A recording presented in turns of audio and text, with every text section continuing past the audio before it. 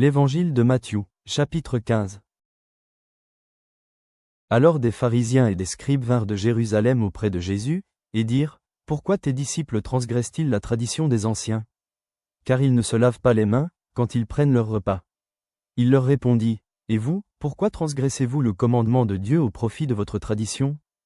Car Dieu a dit, « Honore ton père et ta mère, et celui qui maudira son père ou sa mère sera puni de mort. » Mais vous, vous dites, « Celui qui dira à son père ou à sa mère, « Ce dont j'aurais pu t'assister est une offrande à Dieu », n'est pas tenu d'honorer son père ou sa mère.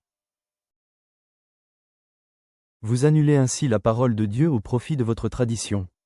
Hypocrite, Ésaïe a bien prophétisé sur vous, quand il a dit, « Ce peuple m'honore des lèvres, mais son cœur est éloigné de moi.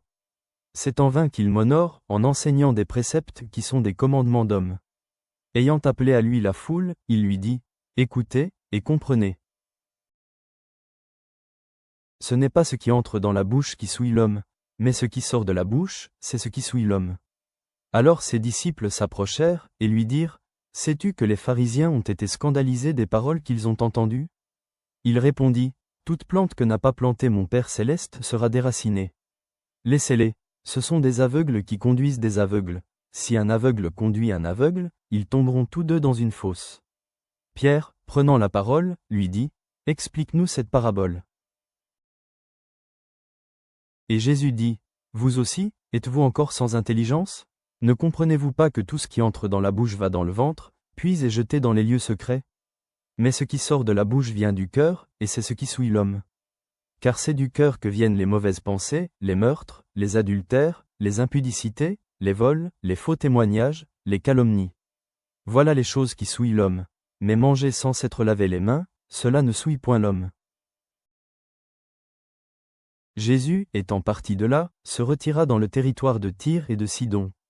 Et voici, une femme cananéenne, qui venait de ces contrées, lui cria, « Ayez pitié de moi, Seigneur, fils de David, ma fille est cruellement tourmentée par le démon. » Il ne lui répondit pas un mot, et ses disciples s'approchèrent, et lui dirent avec instance, « Renvoie-la, car elle crie derrière nous. » Il répondit, « Je n'ai été envoyé qu'aux brebis perdues de la maison d'Israël. » Mais elle vint se prosterner devant lui, disant, « Seigneur, secours-moi. » Il répondit, « Il n'est pas bien de prendre le pain des enfants, et de le jeter aux petits chiens. » « Oui, Seigneur, dit-elle, mais les petits chiens mangent les miettes qui tombent de la table de leur maître. » Alors Jésus lui dit, « Femme, ta foi est grande, qu'il te soit fait comme tu veux. » Et, à l'heure même, sa fille fut guérie. Jésus quitta ces lieux, et vint près de la mer de Galilée. Étant monté sur la montagne, il s'y assit.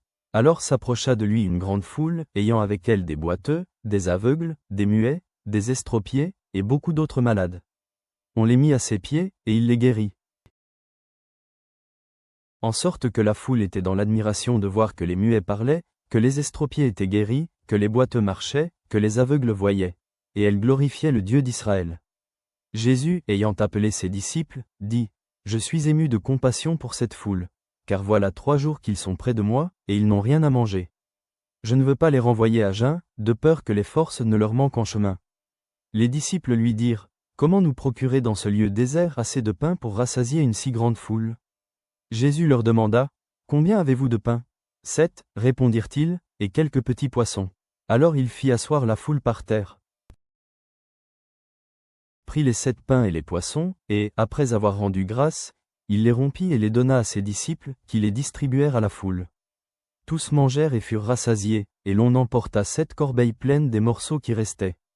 Ceux qui avaient mangé étaient 4000 hommes, sans les femmes et les enfants. Ensuite, il renvoya la foule, monta dans la barque, et se rendit dans la contrée de Magadan. Seigneur de miséricorde, tu vois la foi de ceux qui te cherchent avec persévérance. Guéris nos cœurs comme tu as guéri les malades et nourri la multitude. Éloigne de nous tout préjugé et ouvre-nous à ta grâce infinie. Fais de nous des êtres reconnaissants pour chaque don qui vient de ta main. Au nom de notre Sauveur Jésus-Christ, Amen.